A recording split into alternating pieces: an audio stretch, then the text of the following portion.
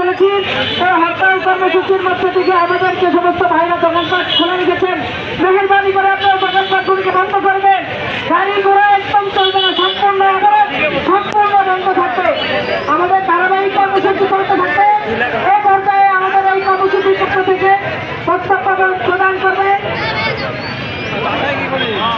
সংগ্রামী উপস্থিতি, আমি আপনাদের দৃষ্টি আকর্ষণ করছি, আপনারা দুই রাস্তা ব্লক করে দেন। ওই পাশের রাস্তা ব্লক করে দেন, ওই পাশের রাস্তা ব্লক করে দেন।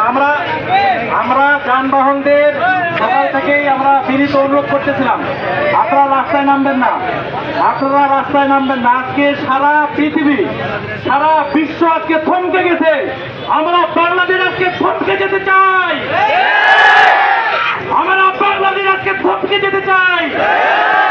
আমাদের একদিনের ইনকাম আমরা বন্ধ করে দিতে চাই।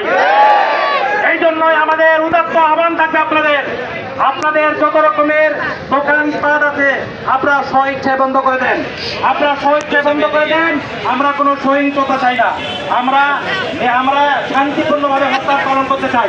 বিশেষ করে আমি আপনাদের যানবাহনদের লক্ষ্য করে বলছি, কোন যানবাহন যেন রাস্তায় উঠতে না পারে। এটা আপনারা সবাই খেয়াল করেন। আপনারা রাস্তা বন্ধ করে দেন। কোন যানবাহন আমরা ফাঁকতে দিব না। 5টা পর্যন্ত কোনো যানবাহন চলতে পারবে না। এই বিষয়টা আপনারা সবাই খেয়াল করবেন। আমরা আপনাদের উদাত্ত আহ্বান জানাচ্ছি যে গাজাবাসী আজকে একটা এত বড় জনপদকে ইসরায়েলি হামলারা নিশ্চিহ্ন করে দিল।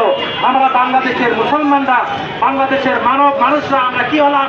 আমাদের এখন পর্যন্ত বিবেক জাগতেছে না, আমাদের বিবেক জাগ্রত হচ্ছে না। এটা আমাদের জন্য দুঃখজনক, এটা আমাদের জন্য দুর্ভাগ্য।